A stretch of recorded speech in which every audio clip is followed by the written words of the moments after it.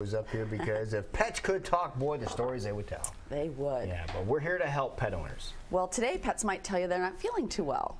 We're going to talk about the canine influenza virus, CIV. Oh, yeah. You may have heard about it. There's a lot of national coverage of this because it's kind of based in the Midwest. Right.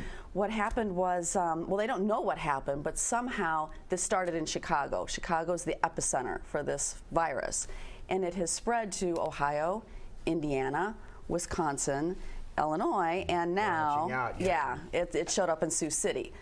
So we finally have confirmed cases here in Iowa. Nothing in Des Moines yet. But the big thing about this virus is it's not killing dogs. It's killed a small handful, 5 or 6. About 1,300 dogs have been infected. But so just like the flu for us, your dog may become ill, but it's probably not going to be fatal. Is it a contact type deal? It is. It's spread. It's a respiratory virus, and it's just like how we get it. You know, it's a respiratory virus. A dog sneezes or some sort of droplets, respiratory droplets.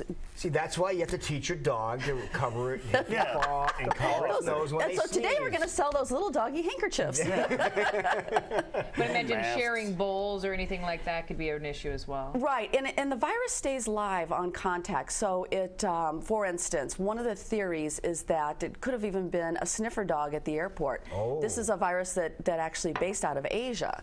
And one of the reasons that it's so contagious right now is because it's not been in the Midwest or really the United States, and our dogs don't have immunities to it. Gotcha. So, and of course, O'Hare is one of the biggest points of entry. Sure, and I can only imagine what the Asian airports are like. So the key to this one is if it does show up in Des Moines, if your dog shows symptoms. Fever, nasal discharge, eye discharge, loss of appetite, a dry cough and sneezing, and loss of, they just become more lethargic. Right. No zest. Right. Call your vet. Any types of these things, don't self-diagnose, don't think about it. Just call your vet, get them in, because really it's all about the treatment. Right. The taking care of your dog. They may want, might want the dog isolated. They might want the dog to be on a better food to get that energy back, get the food back, the appetite. Now, can they do anything for this? Really, can they treat it in any way, or you have to write it out? You have to write it out. Predominantly, some vets are recommending a vaccination for a different strain. It's the strain that this strain is the H3N2. There's another strain, believe it's called the H3N8. That one can be vaccinated against. Oh, really? Yeah, and some vets are saying that, well, we'll vaccinate against the other one because then it'll lessen the severity of the symptoms. Do they have a Tamiflu for dogs or not? No Tamiflu for our dogs. And just like with the human flu, this virus will be tougher on puppies and seniors. So, should it hit our area, what you want to do is maybe just temporarily avoid the dog parks. Check with your dog providers. Check with your doggy daycare, your groomers, your vets. Are they taking those extra precautions with the, are they cleaning more often? I know there are some doggy daycares here in town that are already doing multiple, where maybe they did the cleanup twice or 3 times a day. They're doing it every hour now. Wow. They just want to make sure that every surface is handled, and Good. any dog that shows any symptoms, they're going to send home. So it's this is one of those things that we just want to be careful about. Right. Like I said, use caution. Don't panic. It's going to be okay. But you're just going to keep hearing about this in the national news. So we thought it would be time to talk about it here. The American Veterinary Association, Medical Association, is watching this very closely, as is the CDC. So it's there's no threat of it spreading to people. So you don't have to worry about the children or yourself or anybody catching flu from your dogs. And this has absolutely nothing to do with the avian flu that we're dealing with all the chickens. So separate deal. Just a coincidence. Just a coincidence. Just happened. It's close to home because of the Chicago scenario. So something that, because of we all travel with our dogs, there's grooming competitions. Dogs are so much more well-traveled. The odds of it getting here are pretty high. So we have to just be ready for it and be ready to handle it and keep an eye out. And just like you wouldn't send your kids to school with the flu, don't take your dog out. And if you have any hint that the dog is ill at all. Okay. You know, keep it home, keep it under control, let him rest, call in sick to work and take care of your dog. All right, there you go.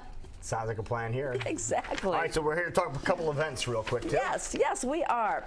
One of the first events I want to talk about is a meetup group. As we were talking, Lou and I were just talking earlier, there's a meetup group for everything, and there are meetup groups for people with dogs. And there is a West Des Moines dog walking club that is a meetup group. And they are doing something that we see across the country anymore, where they take their dogs onto campuses for a little mental therapy for the students who are stressing from finals. So this group is going to go to Drake University May 13th from 7 to 8 p.m. Just stroll the campus. If somebody's out studying, they're going to let them pet the dogs and maybe let their blood pressure come down just a hair. We were just talking about that in Totally Serious News. It was a fundraiser in Great Britain. And they raised, really good idea. A bunch of money. You're kidding. Oh, I missed that. Another thing coming up is the Living History Farms Fido on the Farms. Living History Farms is inviting the dogs out. The farms are open from 9 to 4, but on June 6th from 11 to 4, you can bring your dogs, well-behaved dogs on a leash they'd like to see, and enjoy the farms. And we all know how gorgeous it is out now, there. They did mention if you have a leash, non-retractable. It has to be a solid leash. I'll tell you what. Because those things, they have a tendency to break. They and get wrapped around things. And get caught. If you're taking your dog to any event, whether it's the Great Iowa Pet Expo, Fido on the Farm, a 5K run, don't use retractable leashes. They're just a problem. And get a standard 6-foot leash. Get a hold of your dog, and nobody wants to see the retractables. That's fine for at home in the yard, you know, but not out and about, particularly when other dogs are around. And then the last thing we're going to talk about is the dog jog, which of course the ARL has had for years. That's May 16th, and that's going to be downtown at the Copper Cup. They call it the Dog Jog and Fido Fest. It's a 5K run. You can bring your dog, or you can run if you don't have a dog. It's a fundraiser for the ARL, and we all love to support our local rescues, and that's a great one. Perfect. Yeah. So lots of things going on, a lot of great information too. Exactly. Now, to keep on top of all this, muzzlebump.com is where you want to go and take care of that each and every day. Exactly. We'll talk to you about your pets every day there. Perfect. Good to see you. Thank you so much.